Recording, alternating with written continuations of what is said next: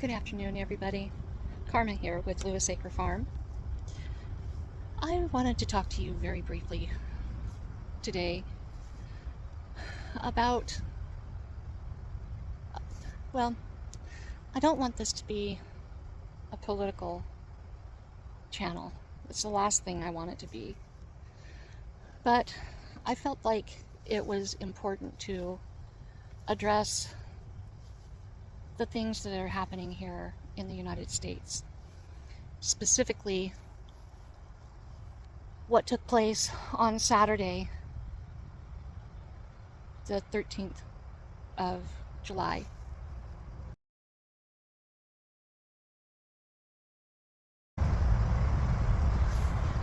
You know, there's been a lot of political unrest here in America for the last several years. And I don't want to blame any one side, because we're really all to blame. We have allowed the media to be bought. We've allowed journalism to become politicized. We have allowed Hollywood to dictate what we think, what we feel, what we believe. We have allowed technology to dumb us down. And that's on us. We have nobody to blame but ourselves. We've allowed outside influences to dictate our future.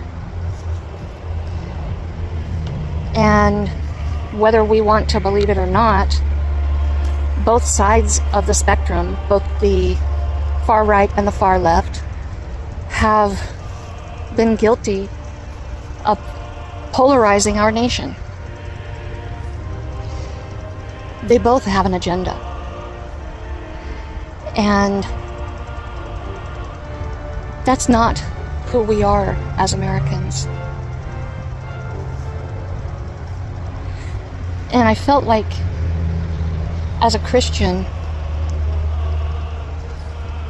and as a Christian nation, that it's our duty to come to understand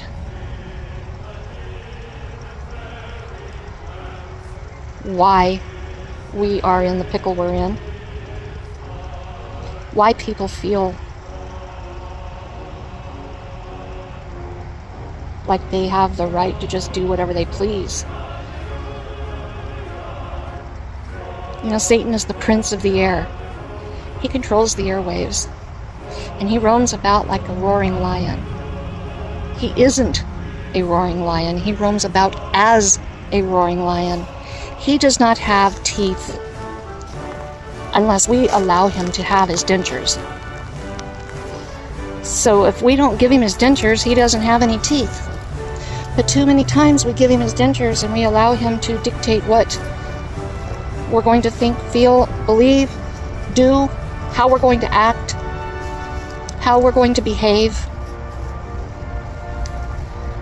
And we believe every wind of doctrine that comes along. And I don't mean doctrine just as in religion, but I mean doctrine as in every political dogma that comes down the pipe. We believe everything that is spoon-fed to us through the media.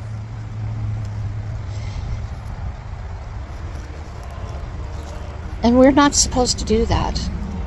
We're supposed to do our own research. We're supposed to pray about things and seek out godly wisdom and test things to see whether they be true or not. There's going to be a lot of rhetoric come out of the assassination attempt on President Trump. There again, Every former president in the past has been afforded the title of president. And President Trump has not. He has always been referred to as Trump. He is not afforded the respect of office that he is due, whether you believe in him, whether you don't believe in him, whether you like him, whether you dislike him. He was still our president, and he is still due the respect of office.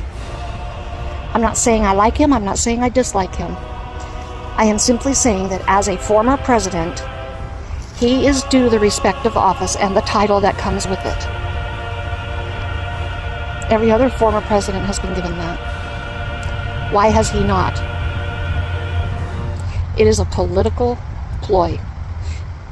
And we're better than that as Americans. Romans 13:1 talks about as people, regardless of the country we live in, as people, we are to submit ourselves to the authority of the land. We are to obey the laws of the land.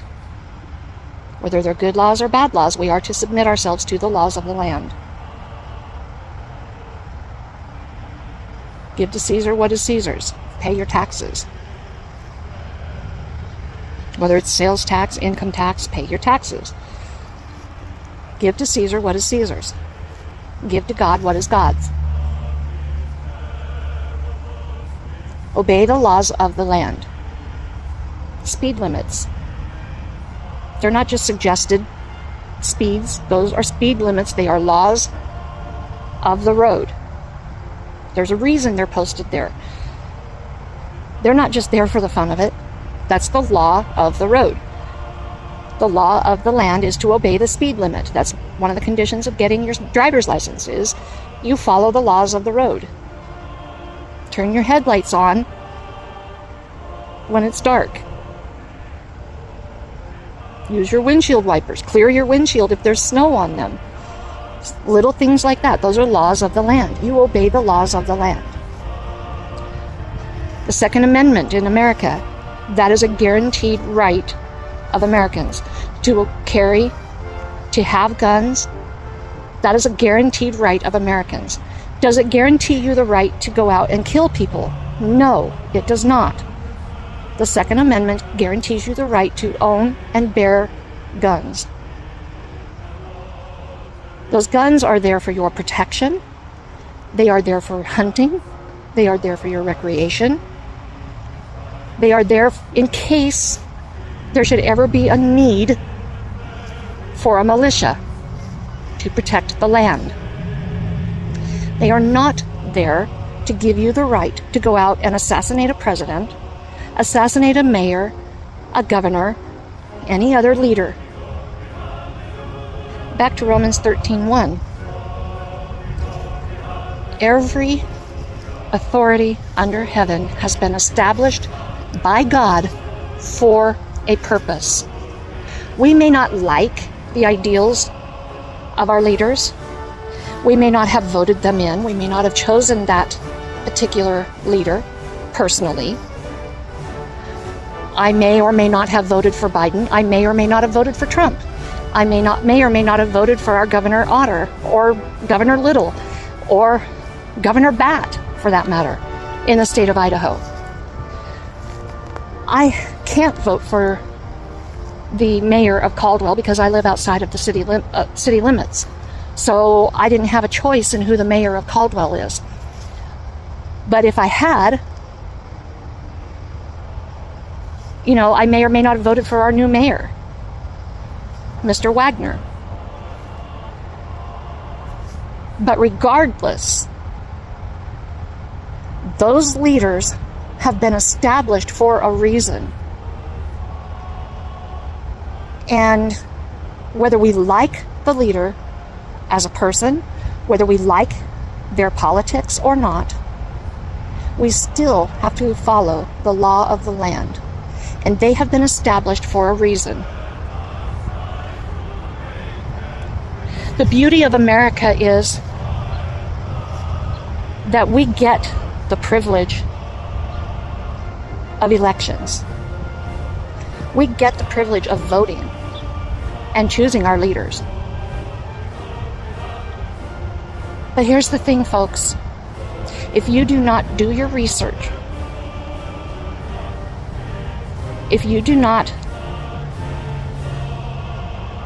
study who you're voting for and what you're voting on, if you do not learn what these people truly believe, and you do not exercise your right to vote, you will lose your right to vote. Mark my word, you will lose your right to vote if you don't watch and learn and listen. But be careful who you're listening to. The devil roams about as a roaring lion, seeking whom he may devour. Will he devour you? This is Karma with Lewis Acre Farm, with your thought for Thursday. Have a blessed week.